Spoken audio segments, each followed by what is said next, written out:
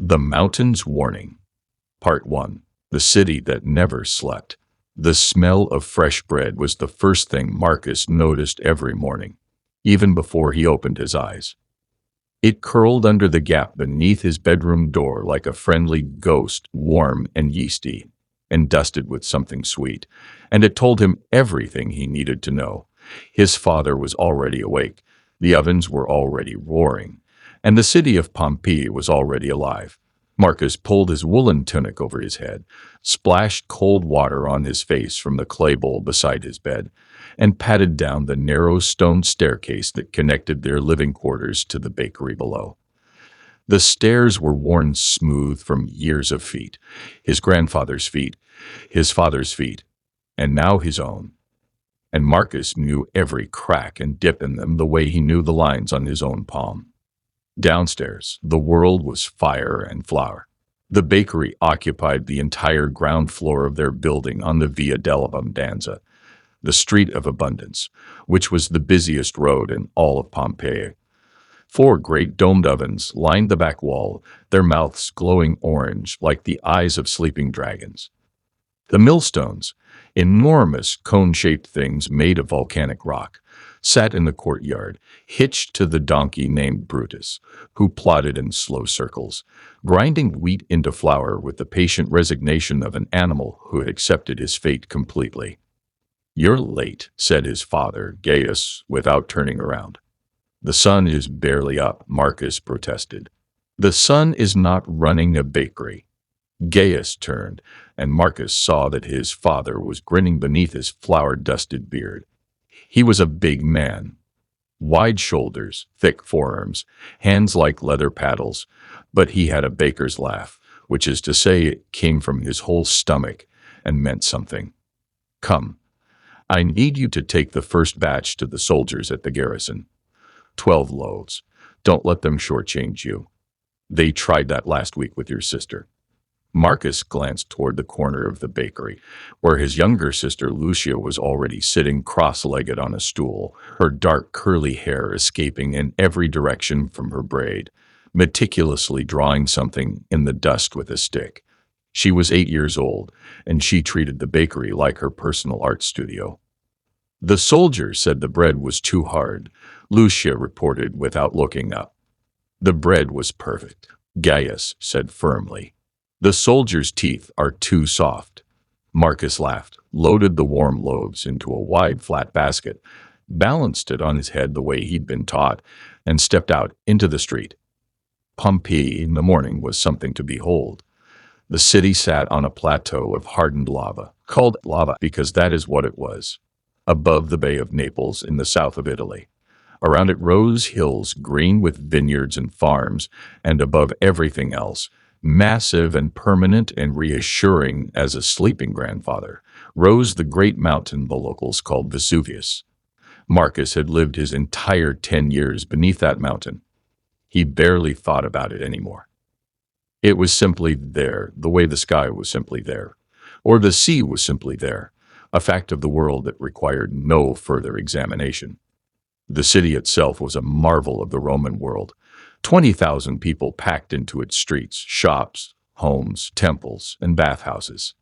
The main roads were paved with large flat stones, raised slightly at the sides, and dotted at regular intervals with stepping stones, so that pedestrians could cross without wading through the rivers of mud and worse that sometimes ran down the middle.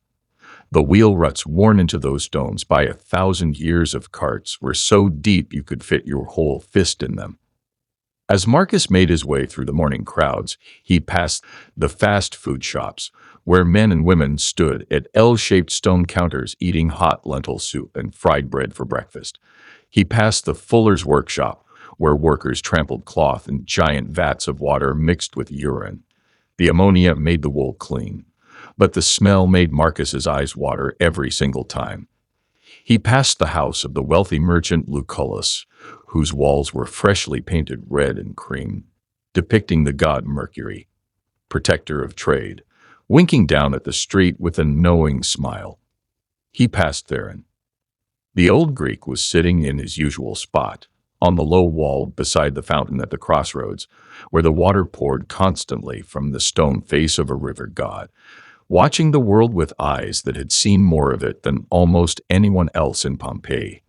Theron was a slave, technically, but a slave of a particular kind.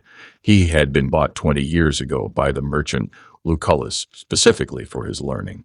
He had studied at the great library in Alexandria as a young man.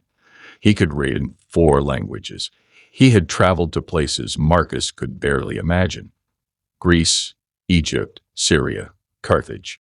He was also the person Marcus admired most in the world, which was slightly awkward because Marcus was the son of a free Roman baker, and Theron was technically the property of someone else. And Roman society had a lot of complicated feelings about that kind of admiration. Marcus ignored those feelings. "Good morning, Theron," he said, pausing beside the fountain. "Good morning, young Marcus." Theron's Latin was perfect, with just the faintest ghost of a Greek accent that gave his words an elegant roll. He was a thin man, perhaps 60 years old, with a white beard trimmed close to his jaw and deep-set eyes the color of dark olives. He held a small wax tablet in his lap and a stylus in his fingers, but he was not writing. He was staring at the mountain. "What are you looking at?" Marcus asked. Theron was quiet for a moment. Then he said, "Tell me, Marcus, do you notice anything different about the water today?" Marcus looked at the fountain. Water poured out of the stone face, sparkled in the early light, collected in the basin.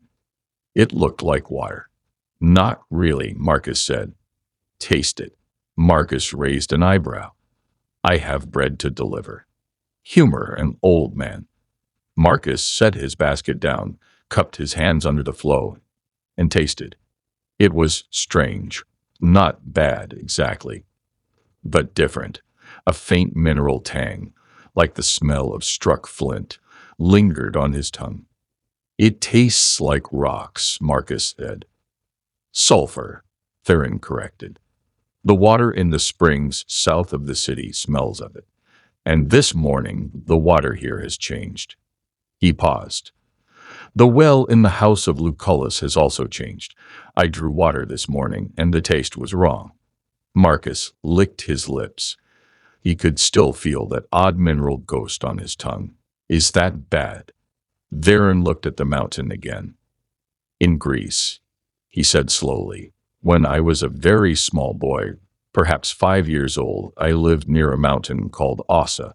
One summer, the springs near our village began to taste of sulfur.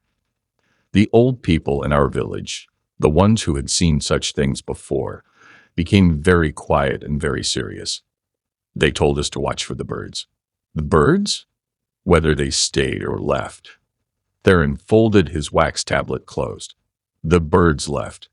He paused. 3 days later, the earth shook so badly that a dozen houses in our village fell. No volcano. Our mountain did not burn, but the ground shook like a wet dog shaking itself dry. 3 people died." Marcus stared at him. "You think something like that is going to happen here?" Theron looked at him carefully. "I think," he said, "that it is worth paying attention." Marcus picked up his basket. "I'll keep an eye out," he said, though he wasn't sure exactly what he'd be keeping an eye out for. He didn't know it yet, but that conversation beside the fountain, the taste of sulfur on his lips, the old Greek's careful, watching eyes, was the moment everything in his life began to change. Part 2. Signs in the world. The garrison was on the north side of the city, beside the Herculaneum Gate, where the road climbed out of the city toward the slopes of Vesuvius. Marcus delivered his 12 loaves, argued successfully with the supply officer about the price, a skill his father had been teaching him since he was 6, and pocketed the correct number of bronze coins. On the way back, something made him stop. It was a dog. A brown and white mongrel, the kind that usually lounged in every doorway and alley of the city, was standing in the middle of the road near the north wall, absolutely rigid, facing the mountain. Its ears were flat against its skull. Its tail was tucked. Every hair on its back stood up like a ridge of tiny soldiers. Marcus had grown up with dogs underfoot. He knew their moods. The lazy afternoon sprawl, the hopeful morning big, the territorial bark when strangers came too close. He had never in his whole life seen a dog look like this, like it was seeing something no one else could see. "Hey," Marcus said softly. He crouched down, extended his hand. The dog didn't move. Its eyes were fixed somewhere beyond the city wall. Then suddenly it turned and bolted, not in the direction of the mountain, but away from it, down the street, gone in seconds. Marcus stood up slowly. He thought about what Theron had said. Watch for the birds. He looked at the sky. There were always birds over Pompeii, sparrows nesting in the eaves, pigeons fighting over scraps in the forum, swallows looping in wild patterns above the amphitheater. But the sky to the north, above the mountain, was empty. Not a single bird moved over those green slopes. He told himself it meant nothing. Birds flew where they wanted. Dogs were strange. He went home and helped his father with the afternoon baking, and he mostly forgot about it. But he didn't completely forget about it. Over the next 3 days, Marcus began to notice things. He had never been particularly interested in noticing things before. He was a practical boy who cared about bread and wrestling and the chariot races that came through the amphitheater every spring. But Theron's words had turned some new kind of attention on inside him, like lighting an extra lamp in a dark room. He noticed that the water in the bakery's stone sink had that same faint sulfur taste. His father didn't mention it, and Marcus didn't either because he wasn't sure what to say. He noticed that Brutus the donkey had become skittish and difficult, more difficult than usual, which was saying something, since Brutus's default mood was extreme stubbornness, and twice during grain grinding refused to walk in his circles, planting his hooves and rolling his eyes at nothing Marcus could see. He noticed, one evening after dinner, a thin column of steam rising from somewhere high on the mountain's shoulder, just visible above the city's roofline. He watched it for several minutes. It drifted and disappeared. He went inside. He noticed on the third day that the ground shook. It was not a big shake. It was almost gentle, brief trembling, like the shiver that runs through a cart's frame when it goes over a rough stone. The water in cups rocked slightly. A clay pot on the bakery's shelf toppled and broke. Lucia looked up from her drawing with wide eyes. His father said, and kept kneading dough. Earthquakes were not unusual in Pompeii. The city had suffered a truly terrible one 17 years earlier, before Marcus was born, and it had taken years to repair. Small tremors happened sometimes. Nobody thought much of them. But Marcus thought about the dog, and the birds, and the water. That evening, he went back to find Theron. The old Greek was in the garden of the house of Lucullus, trimming the rose bushes in the last light of day. He looked up when Marcus came through the gate and said nothing, just waited. "I've been paying attention," Marcus said, "like you told me." "And?" Marcus told him. The dog, the empty sky, the sulfur water, the skittish donkey, the tremor. Theron set down his pruning shears and sat on the low stone bench in the center of the garden. He was quiet for a long time. In the distance, across the rooftops, the mountain rose against the purple evening sky, its upper slopes in shadow. "Sit down, Marcus," he said. Marcus sat. "What I am about to tell you is something most people in this city will not believe," Theron said. "That is not because they are stupid. It is because they have never seen what I have seen or read what I have read." He paused.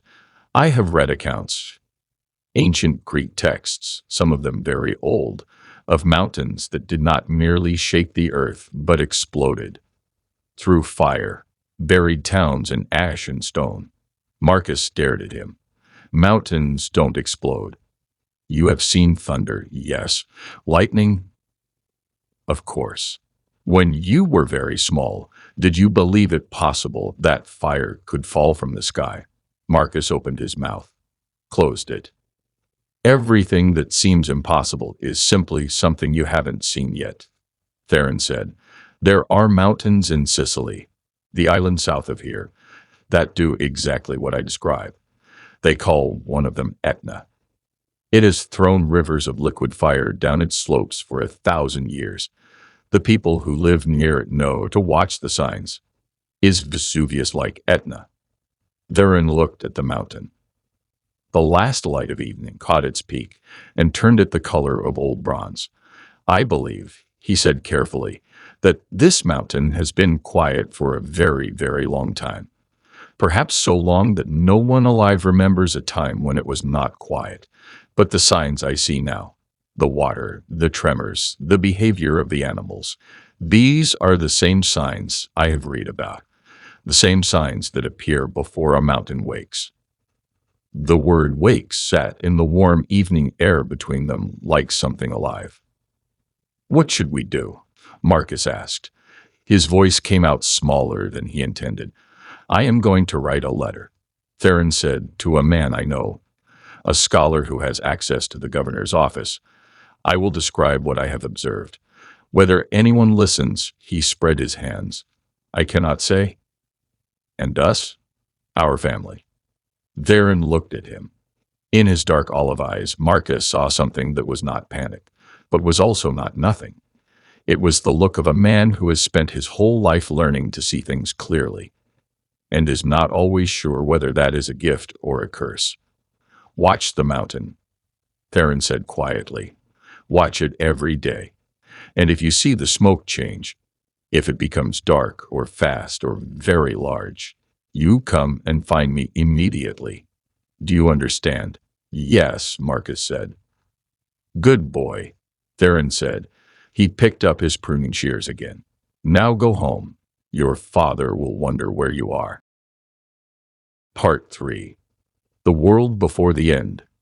The next 2 weeks were the strangest of Marcus's life because they were almost perfectly ordinary. The bread was baked. The flour was ground. Brutus the donkey plodded in his circles, grumbling softly to himself. Lucia drew pictures of horses in the ash dust beside the ovens and argued with Marcus about who had eaten the last of the olives at dinner. His father Gaius sang off-key songs about Roman heroes while he kneaded the morning dough, and occasionally ruffled Marcus's hair as he passed, which Marcus pretended to hate and secretly liked very much.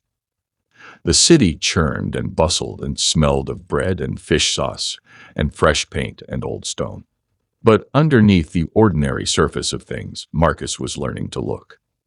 He started waking before the sun each morning and climbing to the flat roof of their building, where the tiles were still cool from the night. From there he could see the mountain. He had looked at it all his life without really seeing it, the way you stop really seeing the face of someone you love, because you've seen it so many times it has become simply a fact. But now he looked. Some mornings the peak was clear and sharp against the blue sky. Some mornings it wore a thin cap of cloud. Occasionally a faint wisp of steam rose from somewhere high on the slope, shimmering and disappearing in the breeze. Nothing dramatic, nothing alarming. But the tremors continued, small ones, just a shiver, a rattle of shutters, a slosh of water in the basin. Always brief, always dismissed. And the water kept changing. By the second week, the sulfur taste was noticeable enough that Marcus's father mentioned it at dinner. Something's wrong with the aqueduct, Gaius said, making a face at his cup of water. I'll have to start drawing from the well at the Thermopolium down the road. Why does it taste different? Lucia asked. Who knows? The city engineers will sort it out. Marcus said nothing. During this strange waiting time, Marcus made an unexpected friend. Her name was Fabia, and she was the daughter of Cneius Fabius, a rich landowner who owned 3 vineyards on the slopes of Vesuvius and a large house on the Via di Mercurio, the fanciest street in the city. She was 10 years old, the same age as Marcus, but she existed in a completely different layer of Pompeii's society. The kind of Pompeii where people had elaborate frescoes on every wall, silver spoons at dinner, and Greek tutors to teach them philosophy. They met by accident at the baths. Pompeii had several public bathhouses, and the men's section of the baths near the Forum was one of those places where the social divisions of Roman society dissolved slightly. Everyone was just a person needing to wash. Marcus had gone with his father one afternoon, and while Gaius soaked in the caldarium, the hot room, with his friends and argued about the upcoming elections for city magistrates, Marcus wandered to the frigidarium, the cold plunge pool, for a swim. Fabia was there. Not in the men's section, obviously. She was in the attached women's section, and they met through a shared wall that had a broken decorative tile near the bottom, leaving a gap just big enough to speak through. This was perhaps not the most proper arrangement, but 10-year-olds in Pompeii had their own ideas about propriety. "Your father's the baker on the Via dell'Abbondanza," she said, squinting through the gap. "The good one. We get our bread from there." "The only one," Marcus said. "There's no other baker worth knowing on that street. My mother says your *panis*, your wheat bread, is the best in the city." This was so exactly true that Marcus didn't bother to be modest. "It is," he agreed. Fabia laughed. She had a good laugh, direct and unself-conscious, which was unusual for rich girls in Marcus's limited experience. "I'm Fabia. My father owns the vineyards near the mountain." This made Marcus sit up straighter. "Near Vesuvius. On the slopes. Up the road north of the Herculaneum Gate. We have a summer villa up there. We usually spend August there because it's cooler." She paused. "We were supposed to go this year." "Supposed to." Father changed his mind. He says the ground has been unsteady. He doesn't want Mother and me on those slopes if the tremors continue. She said it lightly, but something in her voice was not entirely light. "Has anything else been strange up there?" Marcus asked. "On the mountain." She looked at him through the gap. "Why do you ask?" He hesitated. Then, because something in her direct gaze made him trust her, he told her about Theron, about the wire, about the dog and the birds, about what the old Greek had said about mountains that wake. When he finished, Fabia was quiet for a moment. "My father's vineyard manager," she said slowly, "is an old man named Publius. He's been managing those vineyards for 40 years. He told his father 2 weeks ago that the snakes had all gone." "Gone where?" "He doesn't know. Just gone. He said he hasn't seen a single snake in the whole vineyard for 2 weeks.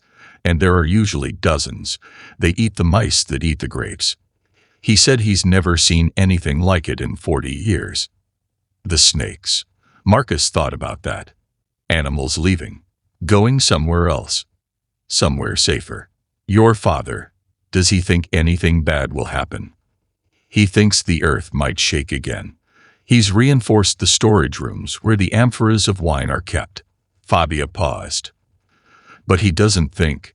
She stopped. Doesn't think what? He doesn't think anything truly terrible will happen, she said. He says the mountain is just restless. It's been restless before. Marcus thought about what Theron had said. It has been quiet for a very, very long time. Perhaps so long that no one alive remembers a time when it was not quiet. That was the problem, wasn't it? Nobody remembered. So nobody believed. The days of August rolled on, hot and golden, heavy with the smells of a Roman summer, dust and lavender and fish sauce, and warm stone, and Pompeii continued to be magnificently, stubbornly, absolutely itself. The gladiatorial games were announced for the coming week, and the whole city buzzed with excitement. Posters were painted on the walls overnight. Marcus had seen the sign painters working before dawn, slapping red and black letters onto the white plastered walls advertising the names of the gladiators, the sponsor of the games, the date, and, in smaller letters, that awnings would be provided. This last detail was considered very important in August. Marcus went to the Forum, the great open square at the heart of the city, and watched the candidates for the upcoming magistrate elections campaign. Pompeii had elections for local offices, and the campaigning was enthusiastic and sometimes ridiculous. The Bakers' Guild supported one candidate. The fullers, the cloth washers with their vats of smelly urine, supported another. Campaign slogans were painted on walls everywhere. There was even one that said, which did not seem like a particularly strong endorsement, but was painted in very enthusiastic letters. The city was full of life and noise, and the confident chaos of a place that has existed for centuries and fully expects to exist for centuries more. Marcus watched it all with a strange feeling he could not name, like watching someone laugh very loudly in a room where he could smell smoke. He kept watching the mountain. Part 4. The day the mountain woke. It happened on the 24th day of August, in the early afternoon when the city was drowsing in the heat. Marcus was in the bakery, helping his father sort through a new delivery of wheat, picking out the pebbles and bits of chaff that could damage the millstone. When the ground moved. This time it was not gentle. The shake began small, the way the others had, just a trembling. But it did not stop. It grew. It grew quickly. The clay pots on the shelves danced and crashed. The flour in the storage jars puffed up into little clouds. One of the oven doors cracked with a whip-like sound. Brutus the donkey, in the courtyard, made a sound Marcus had never heard a donkey make, something between a scream and a groan, and reared up, snapping his lead rope and bolting through the courtyard gate into the alley. "Get down," Gaius shouted, throwing his arms around both his children and pulling them under the heavy wooden work table as the world shook and shook and shook. It lasted perhaps 30 seconds, but 30 seconds is a very long time when the earth is shaking.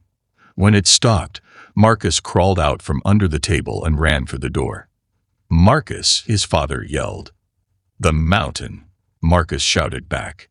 He stepped into the street and looked north. The mountain was changed.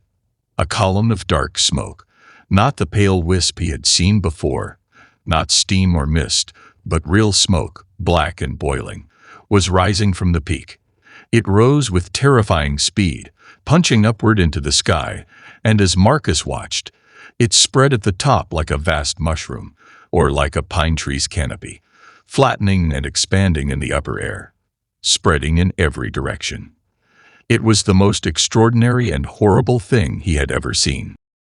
People were coming out of their houses and shops, staring, pointing. Some were laughing nervously and saying it was just a fire on the mountain. Some were praying to Vulcan, the god of fire and forge. Some were already running, though many of those people stopped running after a minute and stood in the street, uncertain where to run to. Marcus turned and sprinted toward the house of Lucullus. He found Theron in the garden, already standing on the bench to see over the wall, his face calm with the terrible calm of someone who has prepared himself for something and is now watching it arrive exactly as feared. "Theron," Marcus gasped. "I see it," the old man said quietly. "What do we do?" Theron stepped down from the bench. His movements were deliberate, unhurried, which was either very wise or very frightening. Marcus couldn't decide which. "We leave the city," he said, "immediately. We go south, toward the sea, away from the mountain. My family, yes, your family first. Fetch them. Do not pack much, a cloak, your coins, food for walking. No more." He took Marcus by the shoulders, and his grip was surprisingly strong. "Marcus, listen to me very carefully. The smoke means the mountain is doing what I told you it could do. We do not know yet how bad it will be. It may stop. It may become much worse. Either way, being away from the mountain is better than being near it. Do you understand?" "Yes. Tell your father what I have told you. Tell him. Theron says we go south now. The old Greek will explain later. But now we move. He won't listen, Marcus said. His father was a sensible, stubborn man with a bakery full of morning dough and a livelihood tied to this street. He'll say it's just a fire. Tell him what I said, Theron repeated. And if he will not listen, he held Marcus's gaze, then you take your sister and you come back here. I will take you south myself. Your father can follow when he changes his mind. Yes, Marcus nodded, a cold feeling spreading through his chest that had nothing to do with the temperature. Go, Theron said. Go now. Marcus ran. The streets were filling up, people streaming out of buildings, some talking, some shouting, some crying. A cart had overturned near the fountain. The earthquake had spooked the horse, and it had bolted, dumping a load of building stone across the road. Children were wailing. A priest of Jupiter was standing in the road, calling on people to come pray at the temple and make offerings. Two men were arguing loudly about whether the eruption meant Jupiter was angry or whether it was Vulcan doing his work. Marcus pushed through all of it and burst back into the bakery. His father and Lucio were standing in the courtyard, looking at the mountain. Everyone in Pompeii who could see that direction was looking at the mountain. The column of smoke was even larger now. It had to be miles high, Marcus thought, maybe more miles than he could imagine. And it had turned a horrible dark gray, the color of an angry bruise. Father, Marcus said, trying to keep his voice steady. We need to go. Now. South. Gaius looked at him. It's a fire on the mountain, Marcus. Theron says it's not. Theron says. The old Greek. His father's voice was not unkind, but it was firm. Marcus, I've lived in this city for 36 years. Vesuvius has shaken us before. We had that great earthquake when I was young, and we rebuilt, and we are still here. This is the mountain doing what mountains do sometimes. Theron has studied this, Marcus said desperately. He's read about mountains that explode, that throw fire. He told me about the signs, Father, and everything he said would happen has happened. The water changing, the animals leaving, the tremors, and now this. He waved at the sky, at the monstrous dark cloud spreading above the city. He says we need to go south, please. Gaius looked at his son for a long moment. Then a sound reached them. It was low and deep and so powerful that Marcus felt it not in his ears but in his chest. A bass rumble like the lowest note of an enormous drum, but sustained, continuous, growing. It seemed to come from everywhere and nowhere. The ground vibrated faintly. Several more items fell from the bakery shelves. Lucia grabbed Marcus's arm and held tight. And then, from somewhere to the north, they heard the sound of the city beginning to scream. Not one person, not a crowd. The city. 20,000 people discovering at the same moment that this was not an ordinary tremor, not an ordinary fire, and the sound they made was something Marcus would hear in his dreams for the rest of his life. A great human wave of shock and terror, rolling south through the streets toward them. Gaius turned to his children. Something in his face had changed. The stubbornness was still there. But underneath it, Marcus could see something else. A father. Cloaks, he said, his voice suddenly different. Lower, faster. Certain. Coins from the box. The bread bag.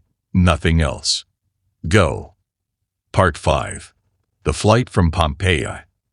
They were out of the bakery in 4 minutes. Gaius had lived his whole life in this city. He knew its streets the way Marcus knew the stairs, every turning, every shortcut, every back alley that could shave 2 minutes off a journey across town. He led them south, away from the mountain. Moving fast, little Lucia's hand gripped firmly in his large one, Marcus right behind. The city was chaos. Some people were running. Some people were stubbornly refusing to run, standing in doorways arguing that it would pass, that it always passed. Some were looting. Marcus saw 2 men carrying armloads of silver plates from the open door of a wealthy house, and he felt a complicated, sick feeling about it that he couldn't stop to examine. A woman was on her knees in the middle of the street, praying to a small statuette of the household gods, the Lares, that she clutched to her chest. An old man sat on a fountain's edge and refused to move, saying he was too old and too tired, and that wherever he was as good a place as any. The house of Lucullus, Marcus said to his father. "We need to go that way." "Thuron." "We're going south," Gaius said. "The Greek can, father." Marcus grabbed his father's arm and stopped them in the middle of the street. People streamed past them like water around a stone. Theron knows what's happening. He knows which way to go. And, he hesitated, he might not be able to leave by himself. Because Theron was a slave, he could not simply walk out of the city, not without his master, or his master's permission, or a set of documents he likely didn't have. He depended on the merchant Lucullus, who might or might not be in the city, who might or might not be running. Gaius stared at his son. Then he looked at the sky. The cloud above the mountain was now so large it had begun to block out the sun.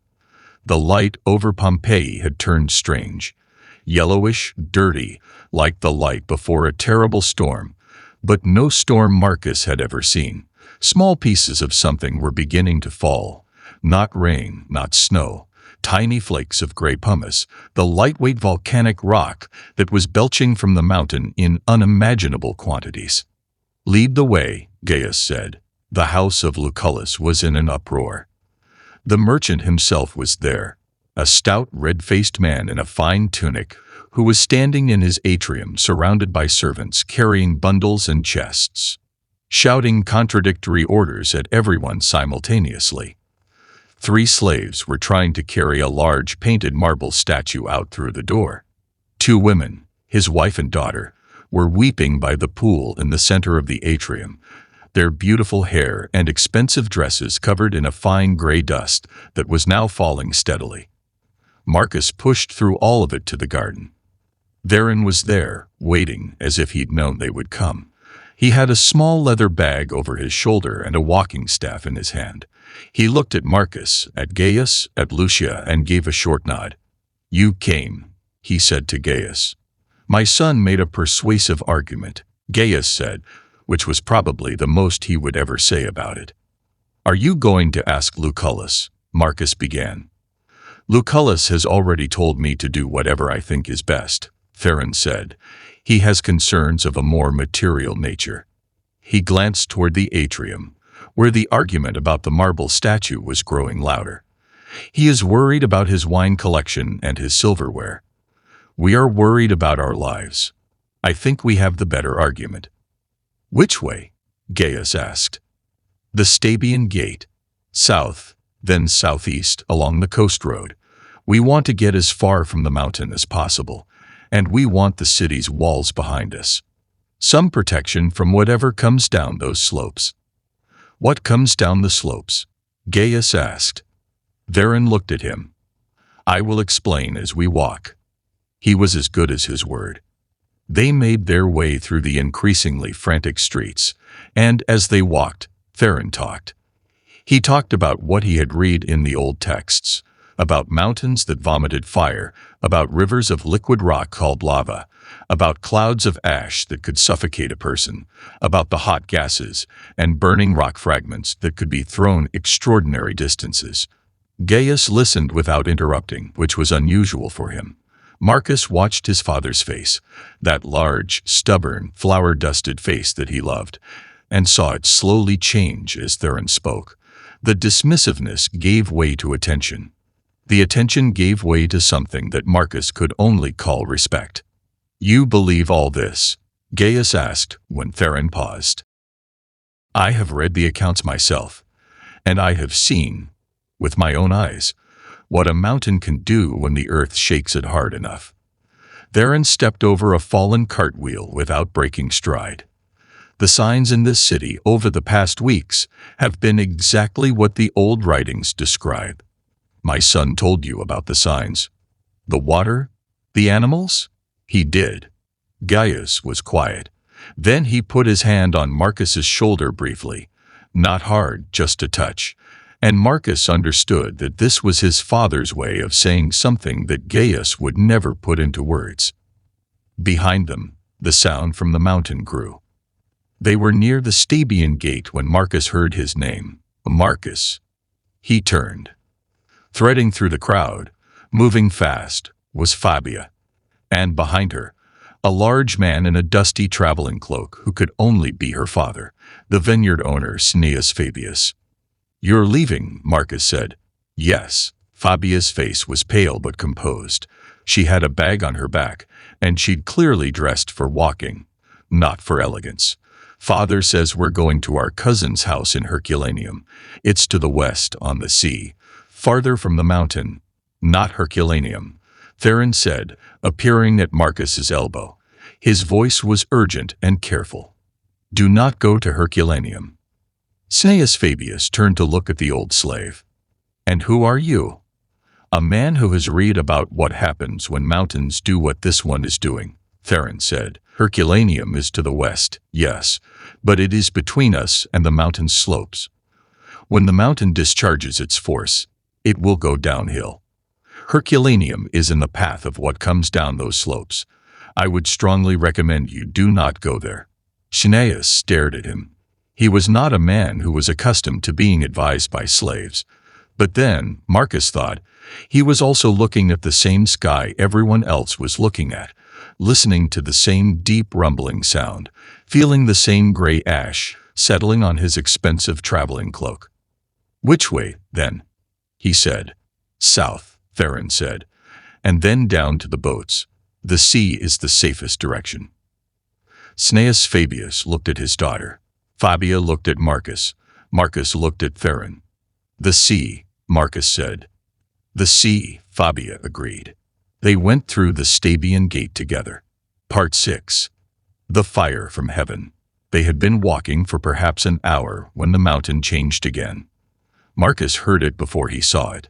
A sound so enormous that it was almost below the range of sound, felt in the bones rather than the ears. A concussive boom that flattened the tall grass along the road and made Lucius stagger and grab Marcus's cloak. He turned. The cloud above Vesuvius was not a cloud anymore. It was a wall. A mountain of black and gray material that was piling up into the sky, miles high, lit from below and within by a terrible red glow. The color of iron taken from the forge, the color of things that should not be possible. The top of this tower of smoke and ash was beginning to collapse back downward along the sides of the mountain, rolling like a wave of smoke and ash, and things Marcus had no words for, moving with a speed that made his stomach drop. "Run," Theron said. That was all. Just the one word. They ran. The road south was thick with people. Everyone in Pompeii who had decided to run, and there were thousands of them, was running in the same direction, and the road could not hold them all. People pushed. Carts overturned. A horse fell and people had to scramble around it. Children were crying. Adults were crying. A man dropped a chest of coins and the coins scattered across the road, and nobody stopped to pick them up. Marcus kept one hand on Lucia's wrist and never let go. His father was ahead of them, clearing a path through the crush of bodies with his broad shoulders, looking back every few seconds to make sure they were there. Theron was beside Marcus, moving with surprising speed for a man his age, his walking staff swinging. Fabia and her father were just behind them. The ash was falling thicker now. It coated the road white-gray, It settled in hair and on shoulders. It was in Marcus's throat with every breath. He pulled the neck of his tunic up over his nose, the way he'd seen Theron do with a fold of his cloak. Small rocks were falling too. Pumice stones, some of them as small as gravel, some of them as large as figs. They stung when they hit skin. Marcus hunched his shoulders and kept running. The light had gone almost entirely now. The sun was somewhere above the cloud, but it was useless. The sky directly overhead was the color of a bruise, the color of darkness at midday, and the world had taken on a horrible unreality, lit only by the reflected red glow from behind them and by the lamps and torches that people had grabbed as they fled. How much farther to the sea? Gaius shouted over the roar. A mile, Theron called back. Perhaps less. Keep going. Marcus ran. He ran and he thought, strangely, and with perfect clarity, about the bakery, about the ovens with their orange mouths, about the flour dust that hung in the early morning air and turned golden in the lamplight, about the worn smooth stairs and the worn smooth millstone and the worn smooth certainty of the place where he had grown up. He thought about the poster on the wall outside their door, the one advertising the games from last spring that his father hadn't gotten around to removing yet. He thought about the fountain where Theron sat in the mornings, the Stone River god pouring water that now tasted of sulfur and fire. He wondered if any of it would be there when this was over. He didn't let himself wonder if he would be there when this was over. He ran. Part 7. The shore. The sea was there. It was a dark and churning thing in the red-dimmed light, nothing like the bright blue sparkle Marcus knew from summer afternoons. But it was there, and the shore was already crowded with hundreds of people who had reached it before them, some huddled under upturned boats for shelter from the falling pumice, some launching fishing vessels into the choppy water, some simply sitting on the beach and staring back at the mountain as if they couldn't stop looking. Marcus and his family and Theron and Fabia and her father tumbled onto the beach together, gasping, ash-covered, Lucia still holding Marcus's wrist with both hands. They found a spot against the seawall, an old stone embankment that blocked the worst of the wind, and crouched down, pulling cloaks over their heads as the pumice hailed down. "Are we safe here?" Lucia asked. Her voice was very small, but it was steady. She was 8 years old and braver, Marcus thought, than half the adults on this beach. "Safer," Theron said.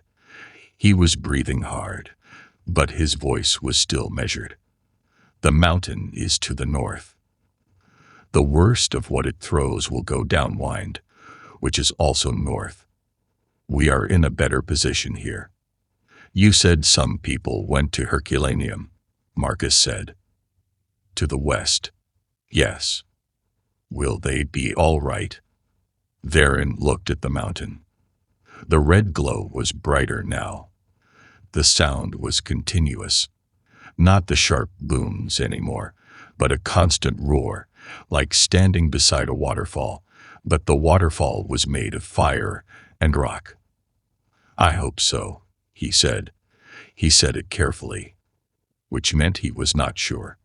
Marcus sat down on the beach beside his sister and his father and the old Greek scholar who was technically a slave, and the merchant's daughter who was technically from a different world, and together they watched the mountain burn. It burned all night. There were moments of greater intensity and moments of lesser. The rumbles would deepen, the glow would flare, and everyone on the beach would pull their cloaks tighter and brace. There were moments when flaming rocks, some of them the size of a man's head, some larger, arced through the dark sky and fell into the sea with hissing splashes, and you could see by their trajectories that they had come from miles away, thrown by a force that had nothing to do with anything human. Theron talked, quietly and steadily, through the night. Not cheerful talk, honest talk.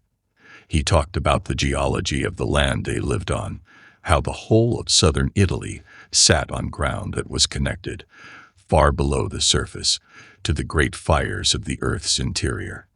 He talked about how the Romans had built their civilization on this trembling ground, and for the most part had thrived, because the very same volcanic soil that could occasionally erupt was also extraordinarily fertile. The vineyards of Vesuvius, he reminded Fabius' father, were famous throughout the empire, precisely because the soil was enriched by centuries of ancient eruptions. The mountain gave, Theron said, and now the mountain takes back. Can it be stopped? Gaius asked.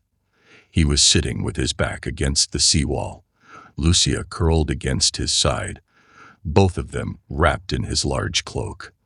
No human power can stop it, Theron said. But it will stop itself, eventually. Mountains like this do not burn forever.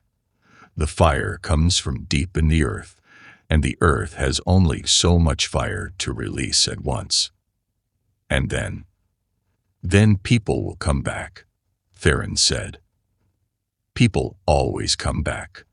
That is one of the most remarkable things about us, the things we will endure to return to the place that was home. Gaius was quiet for a moment. Not always, he said at last. Not all places. Theron inclined his head. No, not always. They all knew what he meant. Pompeii, buried under ash. The beautiful, noisy, imperfect, beloved city. The painted walls, and the stone roads, and the fountains, and the amphitheater, and the bakery on the Via dell'Abbondanza. Under ash and pumice and fire.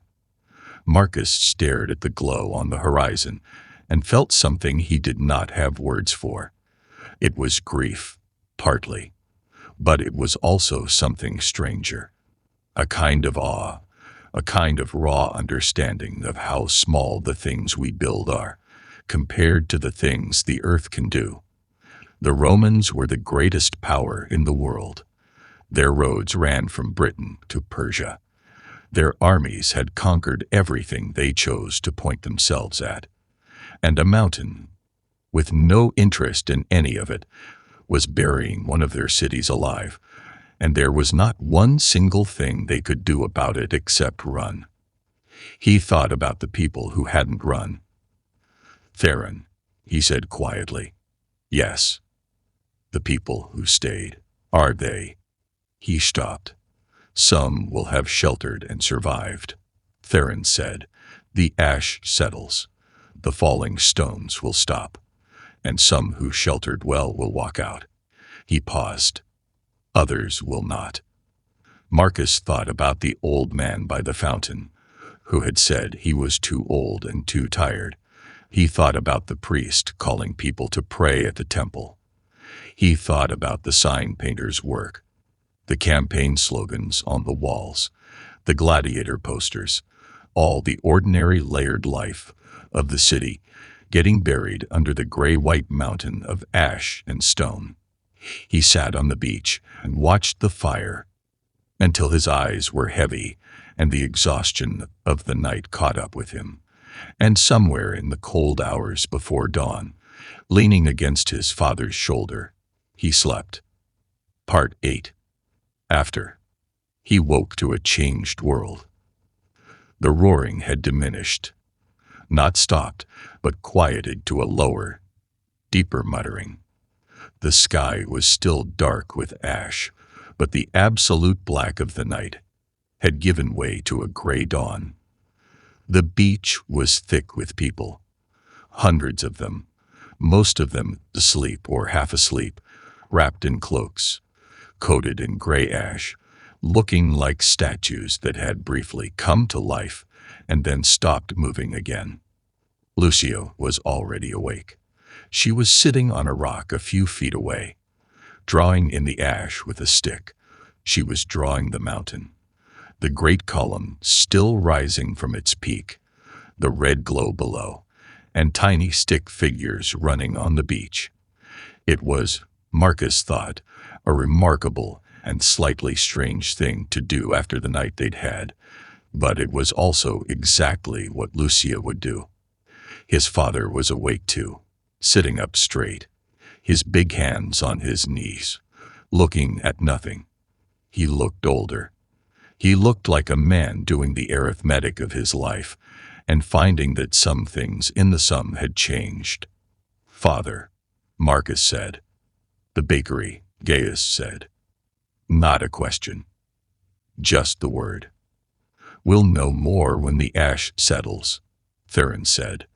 The old scholar was awake and sitting upright, his eyes clear, apparently refreshed by whatever minimal sleep he had managed. He was remarkable, Marcus thought. The mountain will not go on like this indefinitely. When it quiets, we can think about what happens next. What does happen next? Fabia asked from behind Marcus. He turned. She was there, her expensive cloak ruined, her dark hair ash-gray, her face streaked with the tracks of tears long since dried. She looked, for the first time since Marcus had known her, like any other girl on any other day. Not a rich merchant's daughter, not a girl from a different part of the city's social hierarchy. Just a person who had been through something terrible and was wondering what came next. "We find food and water," Theron said practically. "We find shelter. We wait for news from the city." He looked at Gaius. "And we make plans." "Plans," Gaius repeated. He looked at his hands. The baker's hands, the broad leather paddles that had kneaded 10,000 loaves of bread. "I've no bakery, no ovens, no millstone." He paused. "No donkey." "Brutus will be fine," Marcus said, with more certainty than he felt. "He ran fast. He'll have gotten clear." "That animal," Gaius said, and his voice cracked slightly, "was the most obstinate, difficult, unpleasant beast I have ever worked with, and I loved him like a member of the family." Lucia looked up from her ash drawing. "He'll be fine," she said firmly. "He's too stubborn to let a mountain get him." For a moment, impossibly, Gaius laughed. It was his baker's laugh. From the stomach, meaning it. And it was the most beautiful sound Marcus had heard since the mountain woke. Part 9. What Theron taught.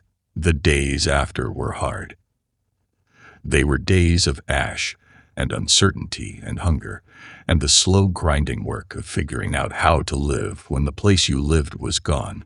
The group from Pompeii, which grew to include several more families who had fled together, made their way to a small town inland, where the local people, some of whom had relatives in Pompeii, opened their homes and shared their food. Cnaeus Fabius, the vineyard owner, turned out to be a man of more substance than Marcus had expected. He had money. Not the bakery coins that Gaius had grabbed, but real money, the kind wealthy Romans carried, in a belt around his waist, and he used it generously. He rented a large farmhouse for 2 weeks, and he invited Marcus's family to stay in it, and he fed them. And he did all of this without making it feel like charity, which Marcus thought was its own kind of skill. Fabia and Marcus spent those weeks as the kind of friends that happen when terrible things strip away all the usual barriers. They explored the farmhouse grounds together.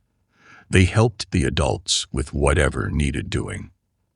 They argued about everything and agreed about most of it. One afternoon, They sat with Theron under an olive tree and asked him to teach them. "Teach you what?" Theron asked. "Everything," Marcus said. "What you know," Fabia added. "About the Earth. About what happened. Why it happened." Theron looked at them. "Everything I know would take more than 2 weeks," he said dryly. "I am 60 years old." "Start at the beginning," Lucia said, appearing from nowhere, settling herself cross-legged in the grass with her stick and her patch of dust, ready to draw whatever Theron described. Theron was quiet for a moment. Then he settled back against the olive tree and said, "Very well." And he taught them. He taught them about the ancient Greeks who had explored the world and tried to understand it with the power of reason. Men like Aristotle, who had tried to explain why earthquakes happened, and Strabo, who had written about geography and described volcanic mountains. He told them that Strabo himself had written about Vesuvius, had observed that its rocky summit looked as if it might once have been on fire, and had wondered whether the mountain's fertility came from its volcanic nature. "He figured it out," Marcus said, astonished. "He figured out the mountain could erupt, and he wrote it down." "He suspected it," Theron said, "but the book sat in a library, and the people of Pompeii did not read it, or did not believe it, or, as often happens with uncomfortable knowledge, knew about it, but continued to build their city and plant their vineyards right beside the mountain anyway, because the soil was so good, and the city was so established, and the mountain had been so quiet for so long." "That's what you meant," Marcus said slowly, "when you said no one alive remembers. The last time Vesuvius erupted in this way was hundreds of years ago," Theron said, "perhaps 1,000. No one in Pompeii had lived through it. The only records were in old books, and the people of Pompeii were busy people, merchants and bakers and soldiers and politicians, with not much time for old books about mountains." "But you had time," Fabia said. "I was bought to read," Theron said, with a slight smile. "It was my job." "Does that mean—" Marcus stopped, working through it. "Does that mean that if more people read those old books, they might have left sooner? They might have known to leave?" Theron looked at him. "What do you think?" Marcus thought about the old man by the fountain, who wouldn't move. He thought about his own father, dismissing the signs until the mountain itself proved them real. He thought about the 20,000 people of Pompeii, the ones who ran and the ones who didn't, and whether the difference between those two groups had anything to do with what they knew. "Maybe," he said carefully. "But knowing something and believing it are different things." Theron smiled. A real smile, wide and warm, and slightly surprised. "Now you are doing philosophy," he said. "You would have made an excellent student in Alexandria." "What's philosophy?" Lucia asked, without looking up from her drawing. "The love of wisdom," Theron said. "The practice of asking questions and thinking carefully about the answers." Lucia considered this. "I do that," she said. "I'm quite philosophical." Marcus laughed, and it surprised him. The way laughter surprised you sometimes, appearing in the middle of grief like a flower in ash.